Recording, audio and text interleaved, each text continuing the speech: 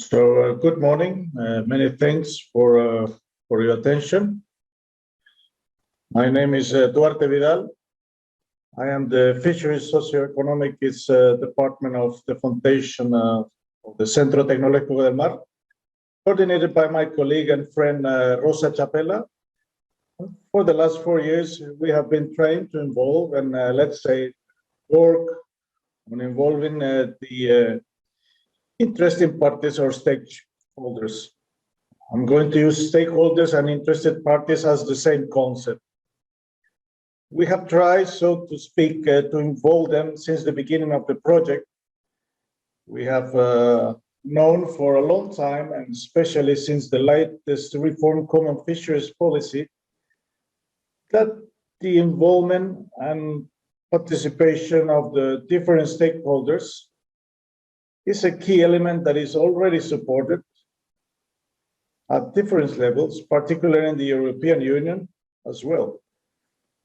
We already know that the most successful projects are those that have managed to proactively involve the different users or interested parties. However, there are obviously difficulties whenever we deal with human relations, because many of these parties are going to be impacted or influenced in some way by the project, and this requires a medium to long-term strategy. Sometimes some organizations have not been able to respond to or have not put too much effort into, despite the importance of this element. So let's say that from our working group, from CETMAR, as leaders of this group, we have been working for the interaction as a working group that could be considered as an instrument, as a facilitator. And we have been working essentially at two levels. On an internal level, that, so to speak, intended or has intended to feed the communication process or the flow through the RFMS conceptual framework.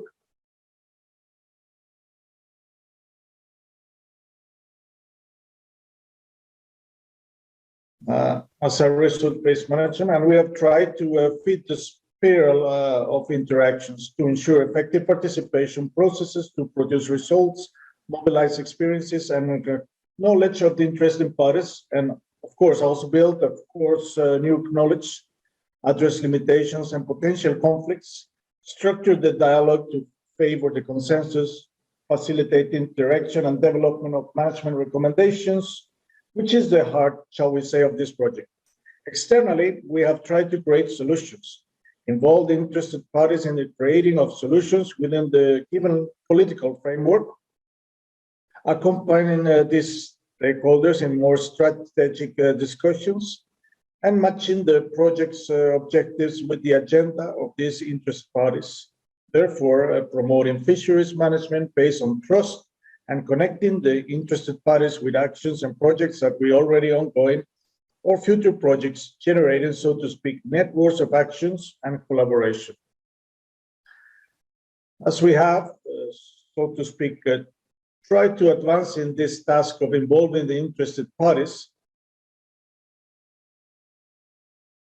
by generating a platform of stakeholders, a hub, that has been, let's say, considered the epicenter of FarFish, right? So we have worked in two parts, two phases: a design, a mapping of stakeholders to determine who are the stakeholders, listen to them and define the priorities and needs. This has been very important for us, and we have had the invaluable help of the case study leaders as key informants, as experts in the field who have served as a liaison with us. Their work has been fundamental in trying to identify and determine the priorities and needs of the future stakeholders. Counting on someone in the field is essential, someone who knows the communities regional and at national level. Secondly, we have done an analysis, so to speak, to define or try to categorize the different groups according to their topology, identifying based on whether they are direct or indirect, categorizing their links, their relationships, their influence, generating, so to speak, a prioritization. We use different models, but as a basis, we have used the Mitchell's model, which has led us to identify, let's say, one of the key concepts when we speak of stakeholder identification. When we refer to the identification of a stakeholder, such as the stakeholder silence, the importance, so to say, of the degree on which, let's say, the different stakeholders are important or relevant to an institution and all this design. Let's say that we have put into practice through its implementation and an implementation in three phases. First, a communication plan that suggests, so to speak, to optimize time and budget, trying to combat or fight against the fatigue of the stakeholder, knowing already who is going to attend, what kind of event is the more appropriate, what are the available resources for the distribution of responsibility, and secondly, to generate, so to speak, a multi-stakeholder platform, multi-actor adapted and with some flexibility for different areas. Combining both the physical and virtual events, especially after the arrival of the pandemic stage, which has meant, so to speak, generating some changes in this process as well. So we have tried to involve the different agents at the regional level with different actions such as small pelagic and climate change in the CACAF area, at the level of the European Union with a conference on the external dimension on the common fisheries policy, or international levels such as the International Conference on Waters of the Southwest Atlantic, which has been, so to speak, very interesting forum for FarFish. And then finally, these actions have always been supported by other forms and channels of communications, such as information brochures, social networks, reports, summaries, etc., etc.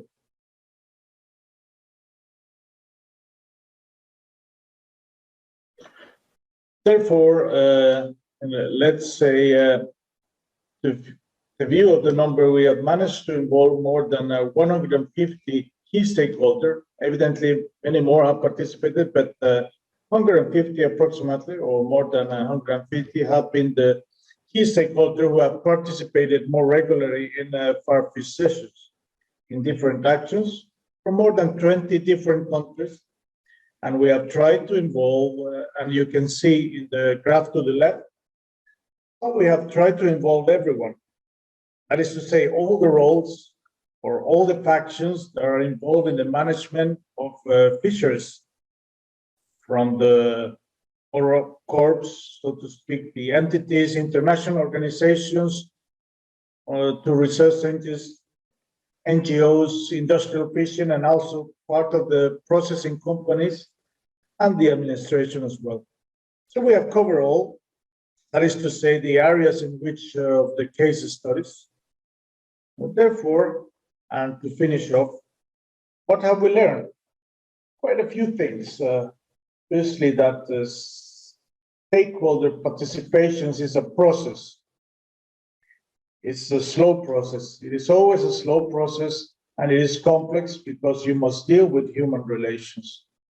Early engagement on the interested parties has served to establish clear expectations and share goals. The work of the case study leaders has made this work easier and is, so to speak, an essential figure in such considerations.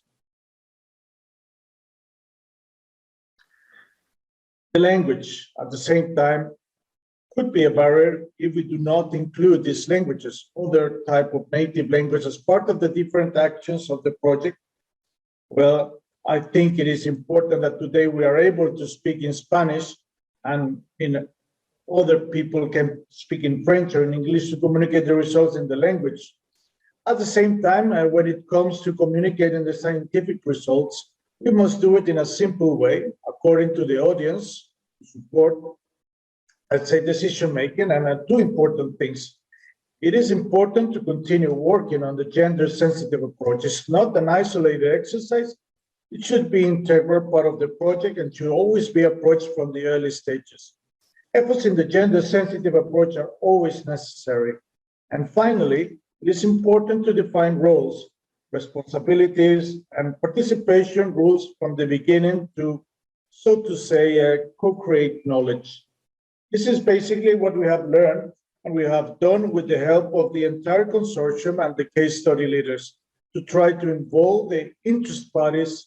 So thank you very much, and I hope you continue to listen carefully to follow in our exhibitions, and thank you very much.